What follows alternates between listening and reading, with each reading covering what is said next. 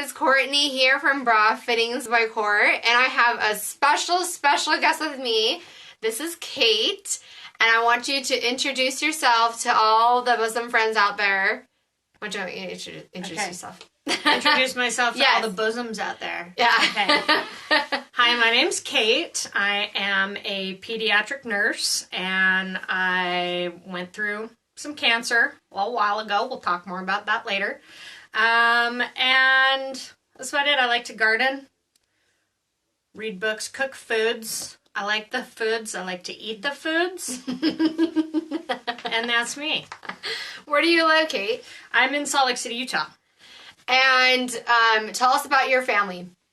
Well, my family, this is going to be fast. That's okay. Myself, my super cute dog, Watson. If you want to check out his Instagram, it's Watson Ray Rocket. I didn't know he had an Instagram account. Yeah, that's awesome. Yeah, it's really cute. He's probably got more followers than I do right now. It's me and my little dog and my cute, sweet husband. That's awesome. That's perfect. Yeah. I love that. Well, thank you for joining us today, friends. I'm excited because it's October, and October is Breast Cancer Awareness Month, and I'm really excited because this whole month I have some really awesome and inspiring women that I'm going to be interviewing, and Kate is definitely one of them that was on my top of my list to interview. If you're just getting in here, if you're just tuning in, Kate is a breast cancer survivor, and she's going to share her story and her journey about what she learned from her journey of breast cancer and what she hopes to teach and inspire other women to do, if they ever have breast cancer or how to take care of themselves better. So if you have questions for Kate, you can leave a question in the comments, and I'll make sure to answer them through our entire interview. And then after this is over, you can watch it for 24 hours on Instagram, and then after that it actually goes away, but don't worry, I'll have it on my Facebook page that you can watch it afterwards. But let's get started, and thank you guys again for joining us, and I hope this is really inspiring because I really love Kate. She's probably the sweetest person I've ever met. Stop. No, she really is. And I just love her energy. Like, whenever I'm with her, I'm like, hey, can we hang out more? Because I just love hanging out with Kate. So anyway, let's get started. So, Kate, tell us about what year was it that you were diagnosed with your breast cancer? I was diagnosed in 2010, and I was only 34 years old. That's young. So you can do the math. Yeah. I just turned 42 about 5 days ago. Happy birthday! Yay! So how did you, what was the story behind? So did you find a lump? Did you feel, tell us about that. It was really weird, actually. I went to Kentucky. My husband is from Kentucky, and his parents just remodeled this beautiful farmhouse, and they had this fancy stone steam shower. Ooh! And they all left for the day, and we were like, hey, do you want to go get in the steam shower? Yeah. And so we did, and because we were in there, it sounds sexier than it was, but it was kind of all a little awkward, but I was washing myself in a weird way, so instead of this normal thing, I was doing this normal thing, and I found this pecan-sized lump in my armpit. Now, I'm a nurse, and I have been taught and been doing my breast self-exams and my lymph exams this way. Okay. And when I did that, the tumor would shoot up into my axilla, which is this place in your armpit here, and so I couldn't feel it unless I did it like this. Oh, okay. So I found the lump. It was hard. It was movable. My heart sunk. I kind of knew. Really? Yeah. Wow. So what was it? So how long from that time did you go to the doctor and they diagnosed you? It took about a month.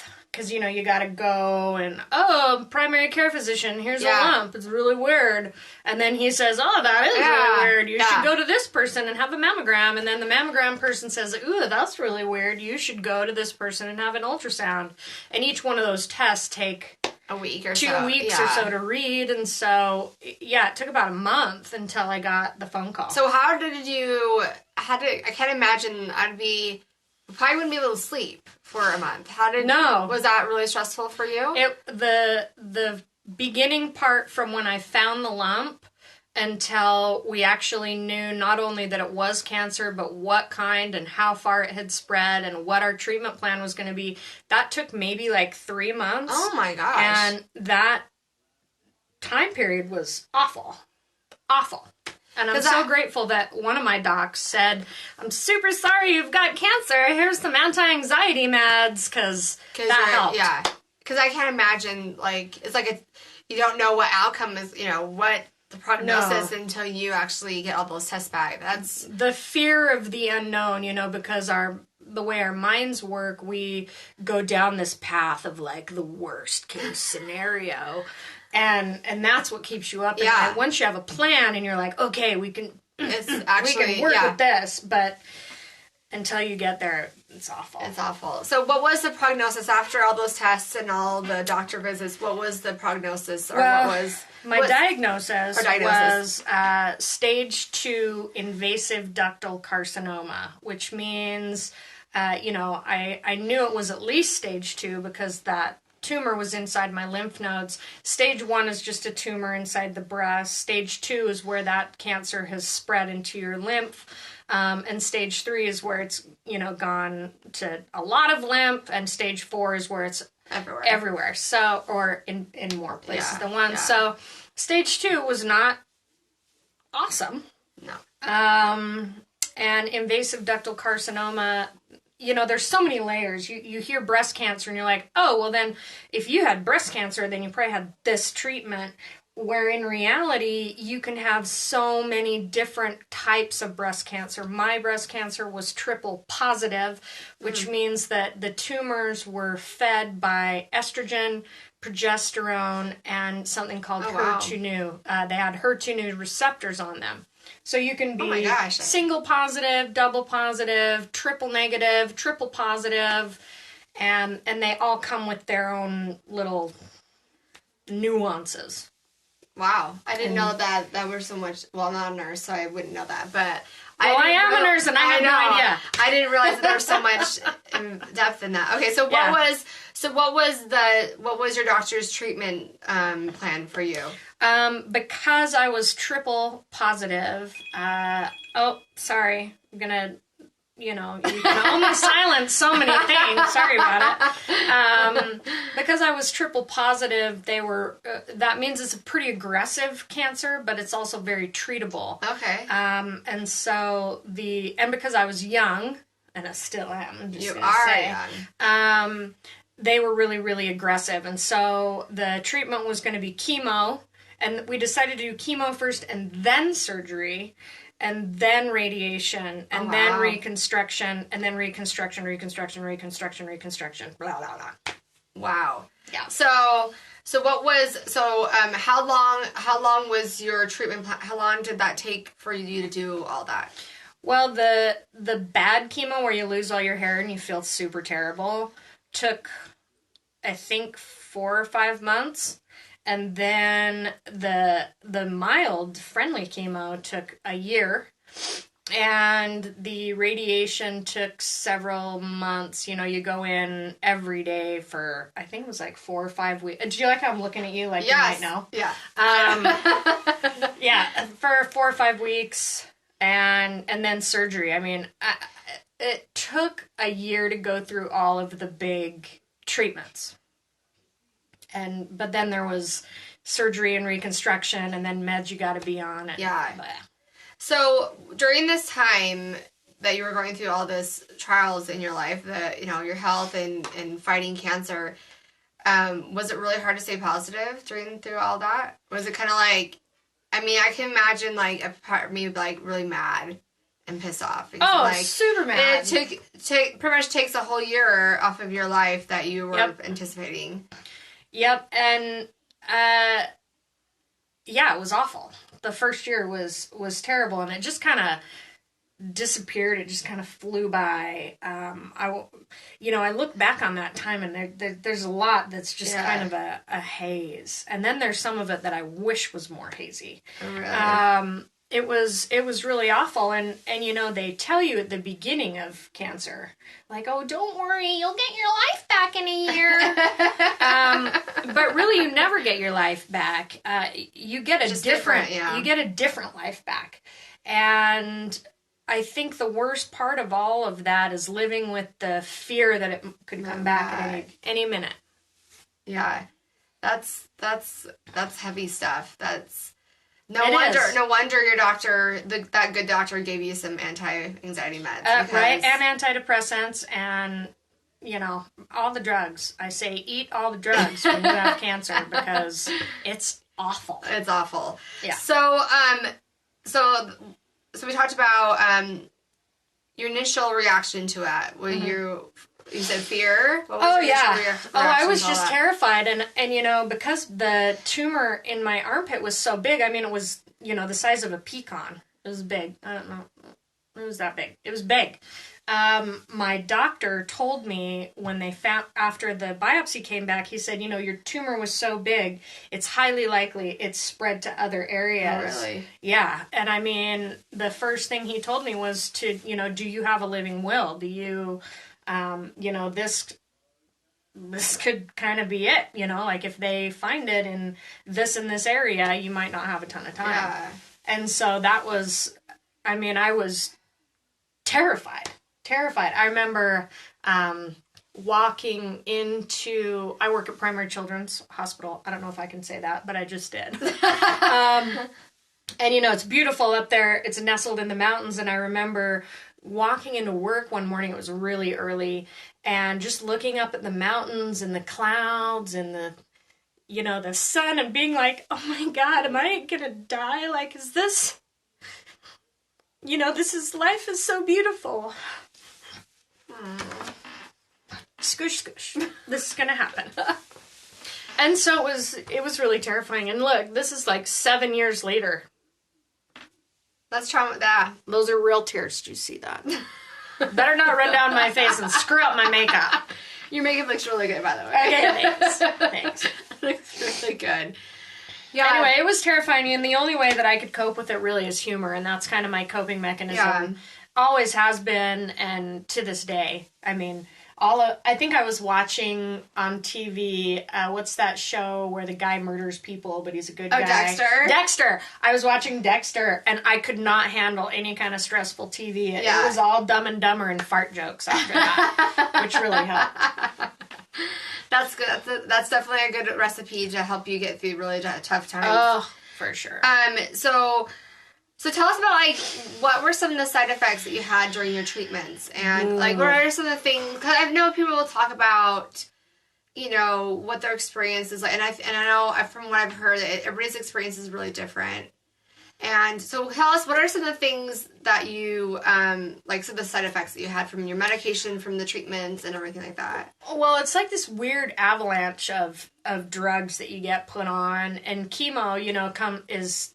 of course, a really heavy drug, and it causes tons of side effects, and then you have to take drugs to deal with those side effects, and then those have drugs, and so you have to take other drugs to deal with those side effects, to deal with those side effects, to deal with those side effects. And so, some of my most favorite, about every 2 or 3 weeks, the inside of my mouth and all of my mucous membranes would just shed. And so you would just lose the lining of your mouth and your tender lady bits, and that was awful. Horrible nausea that just never goes away. It feels like having the flu or being hungover, but it just never goes away.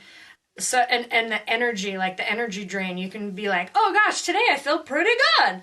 And so you go to the grocery store, and by the time you bring your groceries in, you're like, oh my God, I'm about to die.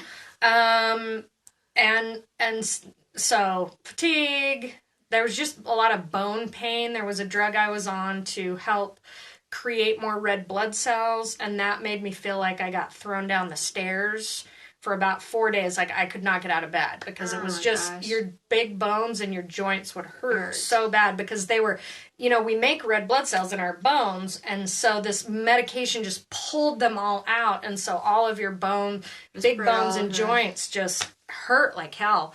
Of course, you lost all your hair, but whatever. I got this cute you short hairdo that I cute. can't seem to shake because I love it.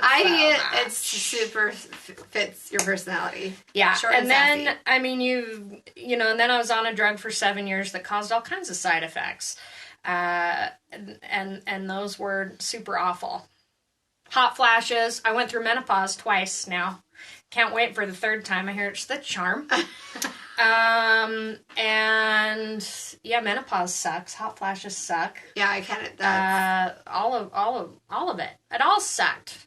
The taste, like everything tastes weird. Does it taste like metal? I heard things taste like metal. Yeah, and you can't eat any. I couldn't anyway eat anything with a strong flavor, like no onions, garlic, any spicy food. And I love food so much, and I was eating like rice with butter. The end. So yeah, there was just a lot, and I'm a nurse, and I can talk about some of the really super gross things, but I'm not sure if your audience wants to know about the super gross stuff. So was that some of the things you just talked about? Was that some of the things you wish you would have known before all this, or was that no? The chemo. It's funny. There's chemo school. Or a class, like a 2-part class that at least my doctor sent me to, and so most of those things I was prepared for. Okay. And I knew, like how important it is to hydrate, and which is hard when you hate the taste of water because of your chemo. So that was weird, but so yeah, most of the chemo stuff I was, and the radiation that I was pretty educated on that, and I felt none of that was a surprise. That's good. So what are some precautions that you're taking now to help prevent it coming back? What are some of the things that your doctors told you to do to help prevent it coming back? Well, there's a few things that the data shows can help prevent recurrence of cancer. One of those things is eating a plant-based diet. When she first sat me down, she said, you need to eat vegetables and only eat meat if you're going to eat it. If you have to eat it as a condiment, which didn't make any sense to me. And so I ended up doing a lot of research about plant-based diets and what that means. And that's why my little business, Resilient Body Nutrition, happened, is to just help show people what that looks like. So we eat a plant-based diet. I stay active. Activity is very closely linked to a drop in cancer occurrence. And also, I have cut back my drinking. Was that hard? It's just not fun. I mean, it wasn't really hard for me. I wasn't a huge drinker in the first place, but, the recommend is no more than 4 drinks a week. To keep inflammation markers down. Gotcha. And those are a big contributor to cancers. And so yeah, 4 drinks a week is not a lot. So do you feel other than eating a plant-based diet, obviously you're still doing your breast self-exams every single month. Oh yeah. Right. And are you still taking medication too? No, I stopped taking the medication I was on was called tamoxifen, and I took that for 7 years, and I stopped about a year ago. And then do you go in every year for your mammograms, or what do you do? Whoever wants to touch my boobs in a medical screening way, I am excited about that. I go in for a mammogram and an MRI once a year. Okay. For the first 5 years, I did a mammogram every 6 months and then an MRI every 6 months. So on the 6-month interval, I was getting screened. Okay. And it's that first 5 years that's the most likely that your cancer is to come back. Okay. Yeah. So my prognosis is so much better now. Good. So now you just go once a year now, right? Yeah, I just go once a year. Okay. And when I have a physical, I always ask for a breast exam. Do you want to give me a breast exam? I mean, seriously, like any clinical person that is in my care team and I see them, I'm the weirdo that's like, hey, I'm here to have you freeze a wart off my foot, but can you do an exam? Yeah. That's really good because I feel like because I try to do myself breast exams every month, but then I only get them really done when I go and get like my physical every year. And so I feel like, that's a good thing to bring up, because whenever you go to the doctor and if you have questions or if you have something that's suspicious, when you're the doctor, just ask them to give you a breast exam. Agree. And, one thing that was kind of a little bit of my downfall is, you do your own breast exam and you get very used to the way you do it, right? The way that your breast feels. And so I had been feeling what I thought were fat cells in my breast for years, and they were actually cancer tumors. And so, when someone else did it, now granted, I had several breast exams where no one caught the little tiny ones in my breast. They were like micro.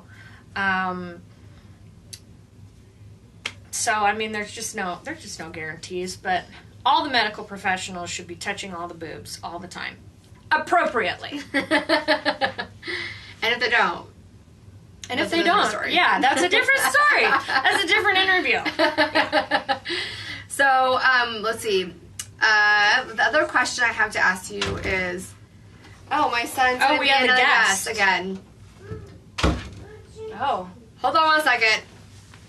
If you were here last week, my son was our guest for a little bit. Yes? Musical interlude. Hold on. I'm going to go put another Thomas the Train show on. Oh, Thomas the Train show. Just entertain them for just a second. Okay, I'm going to entertain you for a minute. I'm going to talk about something that I think is really important in this whole process of being diagnosed, and I'm sure we're going to get there with Courtney, which is the surgery. And when I was diagnosed and I found a surgeon, it was never laid out to me what exactly my surgical options are or were. I could choose a surgeon and ask them as many questions as I wanted, but it's hard to get into them, and that took a lot of time. I went with whoever my oncologist recommended because she was amazing.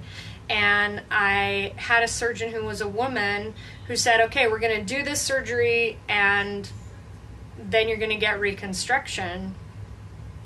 But it was never discussed what the side effects and the after effects of getting, that surgery was. And so I had a mastectomy, a traditional mastectomy, and no one told me that there was such a thing as a shape-saving mastectomy, which are two very different procedures. And when I came out of that surgery, or to back up a minute, before I went into surgery, I thought, I have cancer, no big deal. I'm just going to go get a new boob. People get new boobs all the time. And I wasn't quite aware of what my new boob would be and how different it would behave in clothes, on my body, in movement, in my life. And so after the surgery, I was confronted with this very different thing that wasn't really a boob to me, and it took years to learn that, there's a whole nother procedure called a shape-saving mastectomy, which could have, kept a lot of it would have shaved off at least 4 surgeries of mine, and who knows how many more, and it's just not something that's discussed, and I think that's a shame. We're talking about shape-saving mastectomy versus traditional mastectomy. Sorry, I had to give my son a treat. Thomas the Train emergency. Yes, we did. Yeah. So, thank you for sorry for missing out. That's okay. I was just to catch you up. I just thank you. Was telling these people that are listed right there, that's fine. Yeah. That there's a lot of different options as far as mastectomy, or 2 that I know of, for mastectomy surgeries, and those were not laid out, and how different a breast I have now versus my preconceived notion of, I have cancer, I'm just going to go in and get a new boob, because people get new boobs all the time and no big deal. Yeah. It was a super big deal. Yeah. So let's talk about that. Let's talk about your mastectomy. And about your experience and what they, how much they took out. And let's talk about that. Okay, so like I said, I had a traditional mastectomy, which means like if this is your breast and this is your nipple portion right here, they cut the front end of your boob off. So they cut the nipple off, and so I like to call this a seal face boob. This is what most of you have, is a seal face boob. It's nice and pointy. You look down and you have a pointy thing. Now I have a Persian cat face boob, which is like a square, and it's flat, and I have to wear shaped cups in order to have a shape. If I didn't have this in right now, it would be just flat, and it looks really weird. So what they did is they'd make a cut right here, and they scoop out all my breast tissue. About 75% of your breast tissue is attached to the nipple, so they have to take the nipple off. And then they scoop out all this stuff in your armpit too. And then they put in an expander for me because I wanted boobs. And so they put this giant expander in. Now, shape-saving mastectomy, instead of cutting straight across, what they do is they cut around the nipple, and then they go in and scoop out the contents of the breast that way, and you actually can preserve that seal face point to your breast. And you get to preserve this is called the mammary fold right here. And one of the first things that, when you have a shape saving, you can, this keeps pausing. Oh no! Is that us? I don't know. I hope it's not Fiona. Let us know if it keeps on pausing. Yeah, Fiona, we're sorry about it. And so this fold right here is really important, and mine has actually been reconstructed 3 times. Why 3 times? Because I would just wake up and, like, over a course of days, my breast would just be melting down my chest wall, which is not awesome. No. Bad. So, gotcha. So there's actually mesh in there now that keeps this fold. Okay. And so, if I had shape saving, that fold would never have been messed with. And it would still be attached to my chest wall with its own natural collagen fibers. So the type of cancer, or the shape saving surgery was not an option for you. Is that right? It was an option for me. It was not presented as an option to me. So you wish you would have done the shape saving, right? Yes. And a lot of people can say, you're so super pissed at your surgeon. And in a way, yeah, I am. But we're all, we all got to watch out for number one. And if you were a surgeon and you could do 8 traditional mastectomies in a day versus 2 shape-saving mastectomies, and you get reimbursed the same for each, which one would you do? Which one would you tell your patients to get? And so I can understand from my surgeon's point of view why she didn't tell me about the shape-saving mastectomy, but I just wish that it would present it to you, right? Yeah, because I would have got it. I would have definitely got it. And as it stands, I've had 7 surgeries, and wow. So did you get an implant put into your breast? Okay. I had a traditional mastectomy, and then I had a spacer, which is a thing that they fill with fluid, and they keep expanding until it gets the skin, which they cut most of it off to about the same size. Yeah. And then they went in, took the expander out, put the implant in, and that was awful. It was like I was wearing a pancake. It was the worst thing ever. And then it started sliding down my chest. So they went and put another one in, redid the fold, and then they talked me into doing a nipple reconstruction, which was awful. Really? Tell me about that. Oh, sweet bejeebs. Okay, so they took, I've got to stand up for this for just a second. Yeah, please do. They took a piece of thigh about this big, a piece of my upper thigh. Really? Yeah. And made... Sorry. And made my... there you go. Okay, go on. Sorry. There we go. So the top of your thigh. Okay, so they took about this much off the top of my thigh, right at that place where your thigh meets your lady bits, okay? Ouch. And they made the nipple out of that. I'm a nurse, and it was a very difficult wound care situation. Very complicated, and if I didn't have access to the wound care supplies that I do at the hospital, I don't know how I would have dealt with it. So why do they use that on top of your thigh? They use that skin on top of your thigh because it's a different color. Really? That's what they told me. But now it's awesome. I mean, you can't even see it because I got mine tattooed over.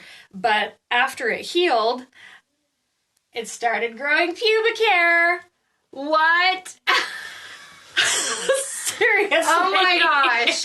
Yeah, it's awful. It's awful. I have to pluck little pubic hairs out of the flat, stupid nipple. And, like, it doesn't even have a protrusion. It's just flat. Like, there's no reason why I should have got it. So don't do that. Don't do that. Don't do that. I've heard about people that do tattoo nipples. Yeah. Oh, get the realistic 3D tattoos. Absolutely. Do not get a nipple reconstruction. That was the worst, most painful surgery. And let's just talk about how, you know, this area right here in your crotch and, you know, you pee here and you poop over here. Like, let's talk about keeping this super clean so it doesn't get infected. Like, it was hard. Especially if you like wear underwear and it hits right there. And it, Or, you know, if you need to wear pants. No, just go pantless the whole time. Just go pantless the whole time. Just sarongs to work every day. Yeah, so no, do not get the nipple reconstruction if you need to do it. And ask for shape-saving mastectomy. Okay. That's really good. And so, so you got that a year, was it a year after, or what was the timeline of your mastectomy compared to? Geez. I got the mastectomy, okay, so I got diagnosed in January. I got the mastectomy in July. Okay. So 7 months later. Okay. And then I just had my last reconstruction 2 years ago. And that was to help with the that mesh one. So that one, I found a different surgeon because I did my homework finally, and found a surgeon who would do a procedure that I affectionately call the suck and blow, where they take fat out of your abdomen and your thighs and blow it into your boob. And at first you have this like enormous breast and it looks really awesome because, you know, I have another enormous one right here. And then most of the fat cells in there die. But because of that surgery, they were able to, I didn't have a cleavage, and every time I would like shake someone's hand, it would pucker right at the corner where my cleavage is. And so I was really self-conscious. Like, I wore all these shirts that were like up to here, and I'm kind of a boobs out kind of girl. And so that was lame. And so he did this surgery, and he was actually able to give me some cleavage back. Can you see that? Check out my cleavage. That looks really nice. No, it's not. I mean, it's not as amazing. I mean, you can see this guy is not as full as this guy, but it's pretty dang good. Yeah. And it's like far down there. Like if you look, now you can see this line here where they had to shift my fold. You know, it should be more delineated and lovely like this one. But you know, those are the things you just deal with. I think your boobs look really, really good. Thank you. Hopefully we don't have any creepers on here. Right. Well, if we do, you're welcome. So let's talk about, one of the things I really want to talk about is your beautiful tattoo on your body. Let's talk about that. Yes, let's talk about that. It all started, you know, it's been 7 years since diagnosis, and 7 years to look at yourself in a mirror or to try and avoid looking at yourself in the mirror is hard. And I went from having, I mean, my boobs were one of my most awesome features that I loved so much. And so to have one of those just turned into this, what I used to call Frankenboob, was really, really hard. And you know, I would just see it in my clothes all the time, and it was just depressing to get out of the shower and see it. I'd be intimate with my husband and just be thinking, God, what is he looking at? Like, this is so gross. And so I started researching getting a tattoo. I didn't have any tattoos before I started looking into trying to find someone who would do this tattoo. I wanted it to cover my mastectomy scar and my nipple that I hate. My nipple, my thigh hair, pubic hair growing small piece of genitalia up there.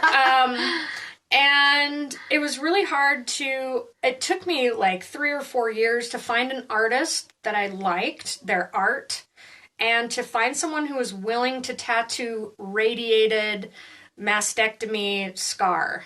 So is that like different? Who was also a woman. I wanted a girl to do it. So was that hard? Like, because I'm guessing like the texture is a lot different, so it's harder to tattoo. Is that right? Well, the biggest part about getting a tattoo is the healing and how well you heal from that. And radiated tissue just does not heal as well. Gotcha. Yeah, and a lot of people, I would contact them and say, hey, I went through this thing and I just got this stuff and I want a tattoo. Would you be willing to do it? And they're like, oh, God, no.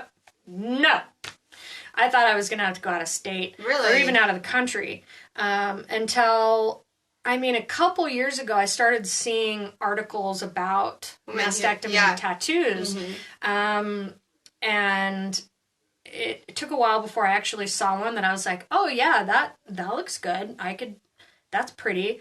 And that's when I started thinking like, okay, I want something pretty. I want something lovely. I don't want a nipple. I want something that is different because my breast is different. My life is different. And I want something that doesn't look like a boob. And so that's when I started looking at flowers. And so tell us the kind of type of flower that is on your breast. I have 3. Is it 3? 3. Yeah, I think it's 3 saffron crocuses on my breast.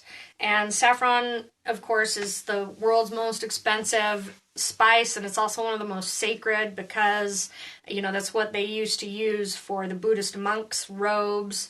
It's very hard to harvest, and it's rare. It's 3 little tiny threads in one crocus. Oh, wow. And they look like regular crocuses that come up in your yard in the spring, but they come up in the fall.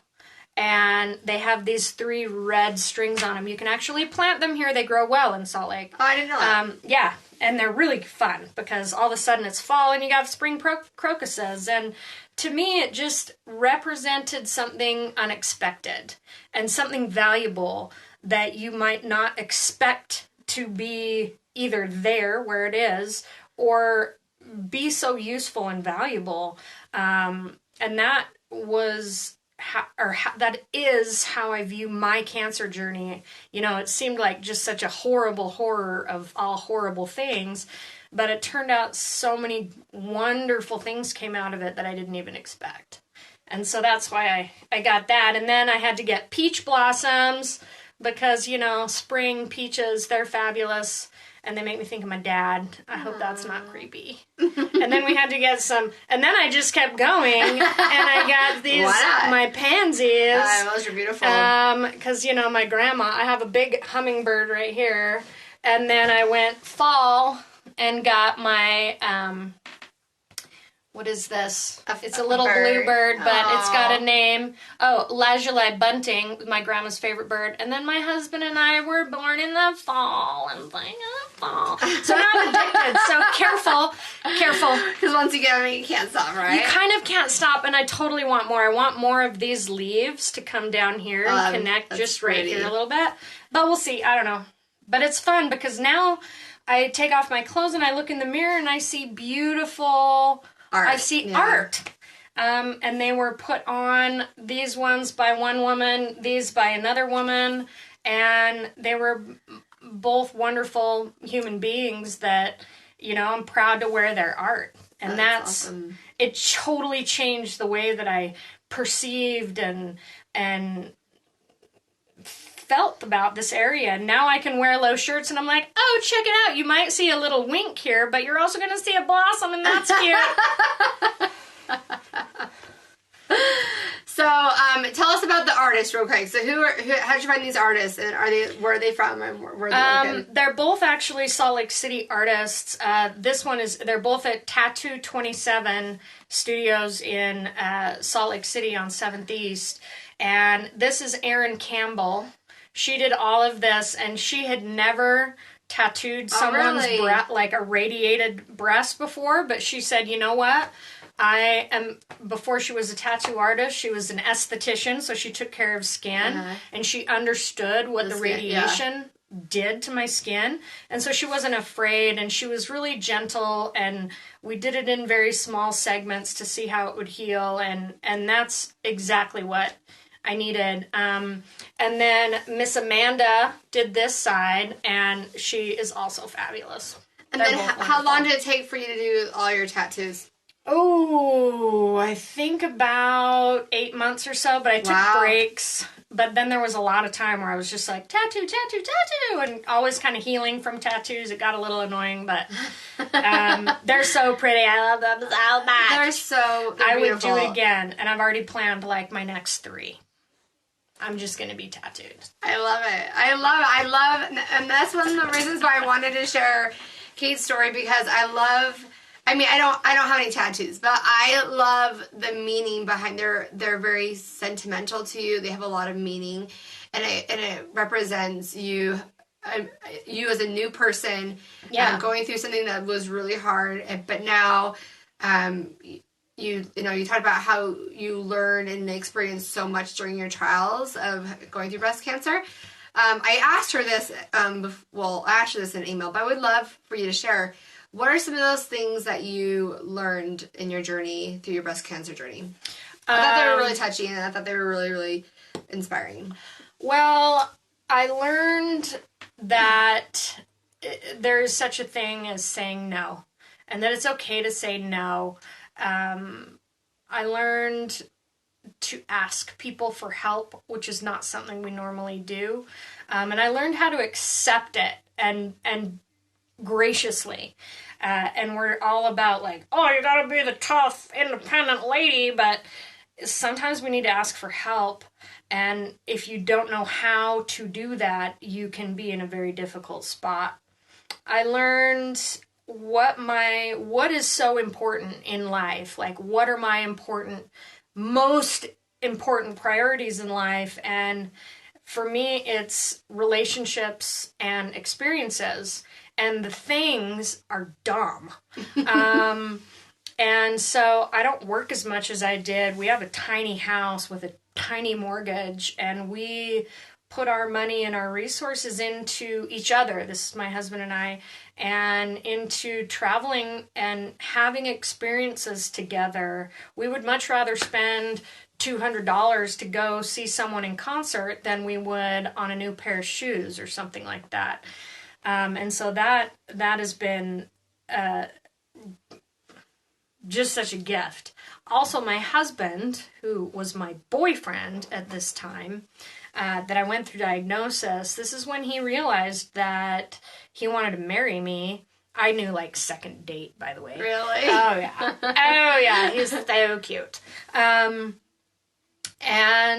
it's where we set a lot of the groundwork for how to trust and communicate and lean on each other, and how to go through really horrible shit and laugh and find joy. And, we learned to celebrate when things are terrible, because when things are great, that's its own reward.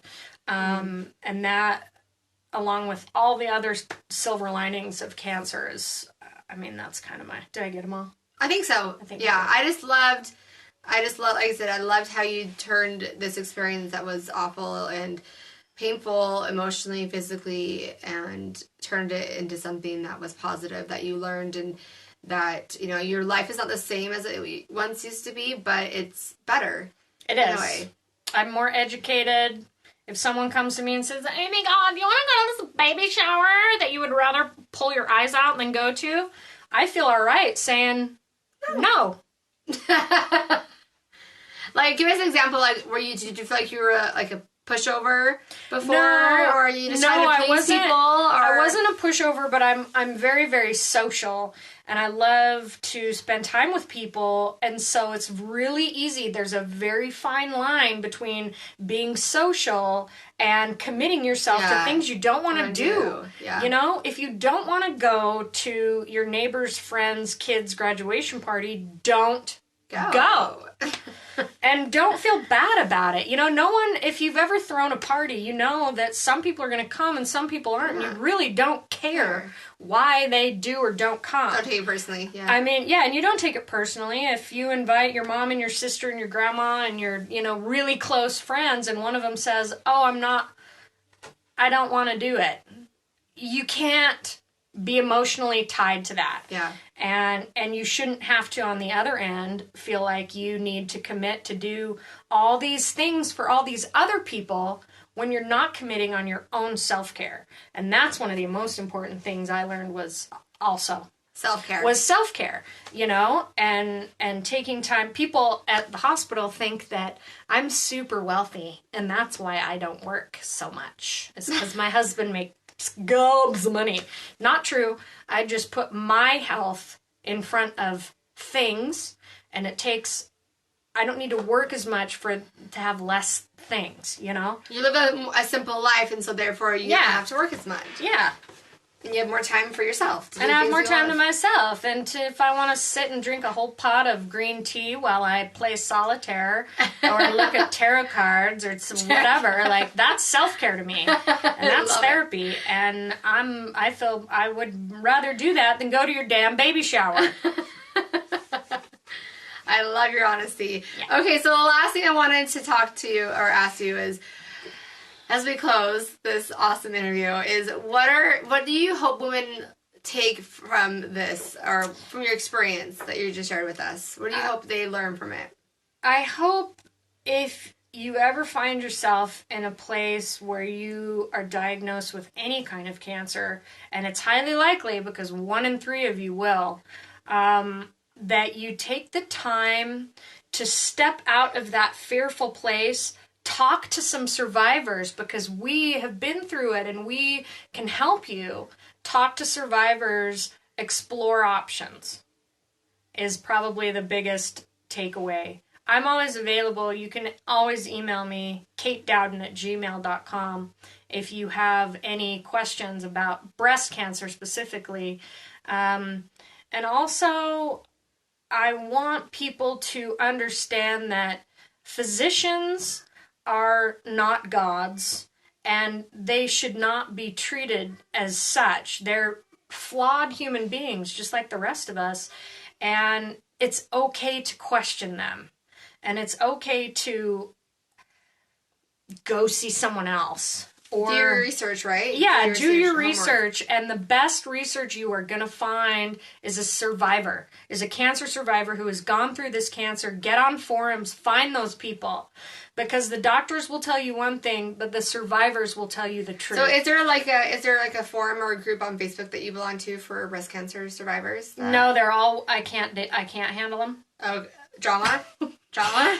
Just a lot of, you know, when I was going through my diagnosis, I wish I would have found him, because that's when you need it, is when you're going through that fear place of diagnosis. And there's not any one group that I would recommend over any other. I will say to any young survivor or anyone that gets diagnosed with cancer and they're young, it's more difficult because everything is built for older people.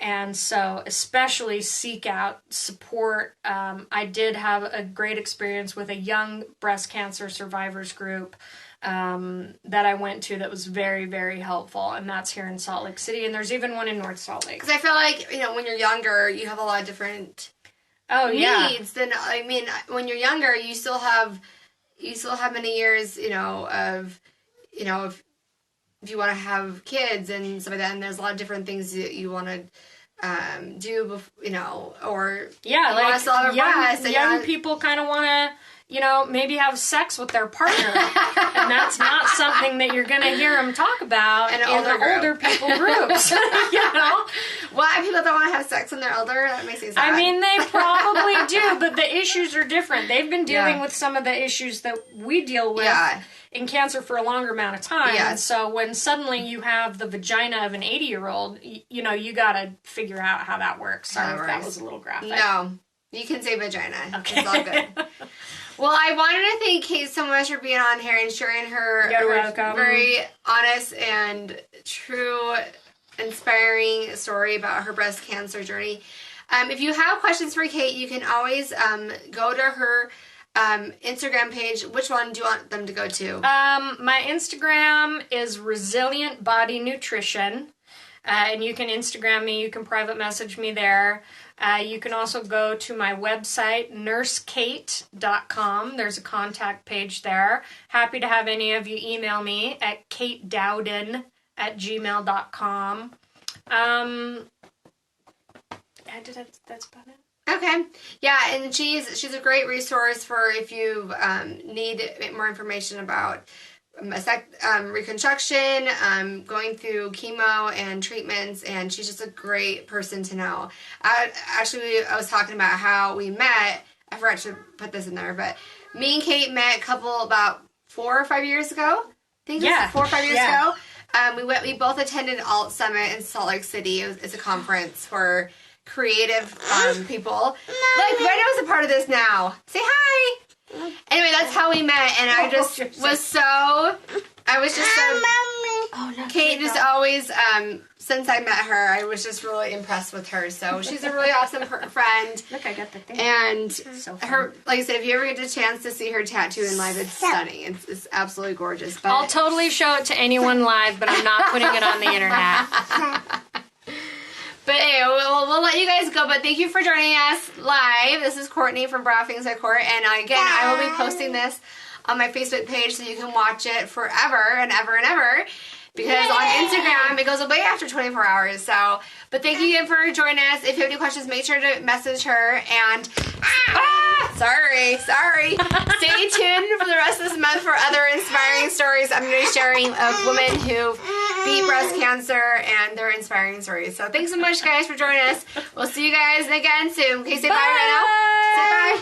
Say bye, Reno. Bye. Bye. Let's end this. Let's see.